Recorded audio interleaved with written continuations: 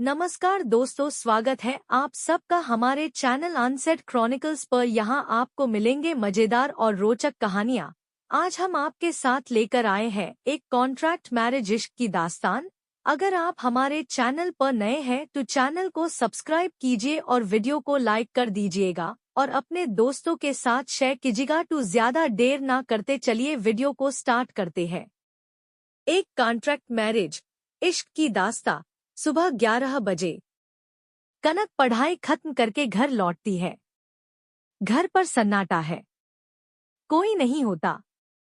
कनक डरी हुई बुदबुदाते हुए, घर पर कोई नहीं है। नहीं, मुझे बाहर निकलना होगा। अगर चिरायु आया तो क्या करेगा मेरे साथ? वह जैसे ही बाहर निकलती है, सामने से चिरायु गेट से अंदर आता है। कनक एक अनाथ लड़की थी जिसे चिरायु के माता पिता ने गोद लिया था। पर क्यों, यह कोई नहीं जानता था। चिरायु बुरी नजर से कनक की ओर बढ़ता है, जबरदस्ती करता है। कनक चीखते हुए, छोड़, मुझे जाने दे, कमीने। टेबल पर रखा मेटल वॉश कनक के हाथ लगता है। वो पूरे दम से चिरायु के माथे पर दे मारती है। चिरायु जमीन पर गिर पड़ता है। कनक वहां से भागती है। भागते भागते कनक एक बस में चढ़ती है।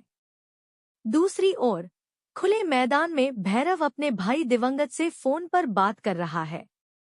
भैरव, वो हरामखोर हर्षवर्धन मेरे पीछे पड़ गया है, मैं भाग रहा हूँ। दिवंगत गाड़ी से फोन पर, आप चिंता ना करें भाईजान, मैं देख रहा हूँ, आप बस भागते रहो। हेलीकॉप्टर आकाश में रुकता है। उसमें से हर्षवर्धन छलांग लगाता है और भैरव को उठा लेता है। हर्षवर्धन क्रोधित होते हुए, वो मासूम जान थी और तूने उसकी जिंदगी को तबाह करने की कोशिश की। हर्षवर्धन भैरव के दोनों हाथ काट देता है और मगरमच्छों वाली झील में फेंक देता है। भैरव के खून से पूरी झील लाल हो गई थी। दिवंगत ने कहा कि जब तक हर्षवर्धन को उसी झील में नहीं फेंक देता चैन से नहीं बैठूंगा। दिवंगत को खबर मिलती है कि हर्षवर्धन भीलवाड़ा आया है और वह हथियार के बिना है। वह अपने आदमियों को लेकर निकलता है। हर्षवर्धन भीलवाड़ा की मार्केट में भाग रहा होता है।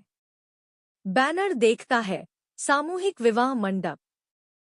भीतर घुसता है। दूसरी ओर कनक भी उसी मंडप में पहुंचती है। कनक को लगा कोई उसके दुपट्टे को सूंघ रहा है। देखा तो वो चिरायु था। कनक गुस्से में घूमती है, तू? चिरायु? चिरायु शराबी दोस्तों के साथ है। चिरायु, अब तू एक नहीं, तुझसे ब्याह करने को 5 दूल्हे तैयार हैं। कनक भागती है, तभी अनाउंसमेंट होती है।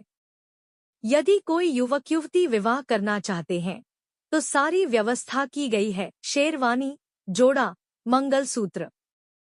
कनक अपने नाम लिखवाती है और दुल्हन के कपड़े लेती है। हर्षवर्धन और कनक का मिलन। हर्षवर्धन भी दूल्हे के कपड़े पहन रहा है। दोनों एक ही मंडप में पहुंचते हैं। तभी चिरायु और दिवंगत पंडाल में धमकते हैं। पंडित जी, मुहूर्त जा रहा है, जल्दी मंडप में बैठिए। घूंघट में कनक को बैठा दिया जाता है। हर्षवर्धन कनक को देखता है, उसके गले का पेंडेंट पहचान लेता है। हर्षवर्धन आश्चर्यचकित, ये वही है। कनक, हम कॉन्ट्रैक्ट मैरिज करना चाहती हूँ, सिर्फ 4 साल के लिए। उसके बाद लंदन चली जाऊंगी।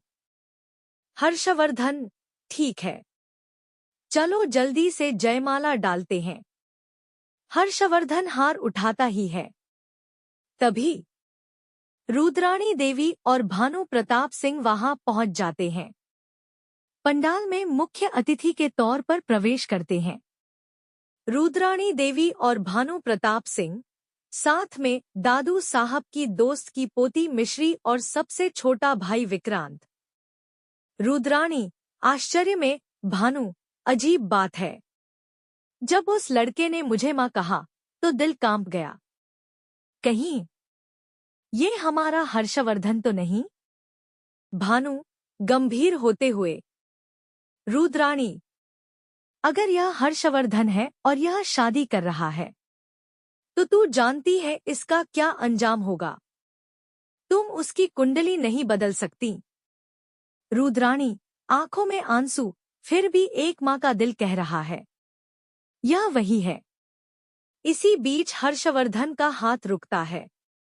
रुद्राणी, हर्षवर्धन से बेटा माता पिता नहीं है तो मान लो मैं ही तुम्हारी माँ हूं और अब अपनी दुल्हन को वरमाला पहना दो। हर्षवर्धन धीरे से जी माँ सा। फौरन सुधारता है। जी रानी माँ सा। चिरायु हंगामा करता है। कनक का घूंघट हटाने की कोशिश करता है। हर्षवर्धन गुस्से में, हमारी बिंदनी का चेहरा देखने का हक सिर्फ हमारा है। दिवंगत हवा में फायर करता है। मंडप में हड़कंप मच जाता है। हर्षवर्धन कनक का हाथ पकड़ता है। मौका अच्छा है, भागते हैं। हर्षवर्धन दिवंगत को पकड़ लेता है। हर्षवर्धन, वो लड़की तुम्हारे लिए कोई भी हो, पर हमारे लिए वह हमारी बहन थी। और जो बहनों पर बुरी नजर डाले, उसके लिए मैं हर्षवर्धन काल नहीं, महाकाल हूँ। हर्षवर्धन दिवंगत के पेट में खंजर घोंप देता है।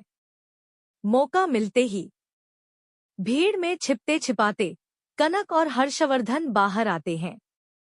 भानु प्रताप का फोन आता है, अगर भीलवाड़ा में हो तो मिलो। हर्षवर्धन फोन पर, थोड़ी गड़बड़ हो गई है, मिलते हैं उदयपुर में।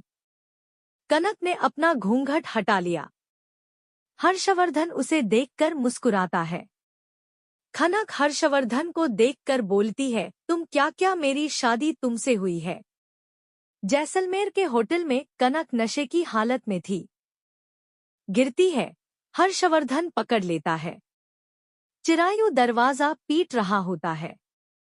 कनक, उसने हमारे जूस में कुछ मिलाया था, मुझे यहीं रुकना होगा। वो हर्षवर्धन से लिपट जाती है। हर्षवर्धन के होंठ कनक के होठों से मिल गए और रात की कहानी वहीं से बदलती है। पहली मुलाकात याद आते हैं। कनक ने हर्षवर्धन का कॉलर पकड़ लिया और कहा, क्या मैं तुमसे शादी की है? कनक गुस्से में, अब तो मैंने तुझसे शादी कर ली है, अब क्या होगा? अब क्या कनक अपनी बात पर टिकेगी या पीछे हटेगी?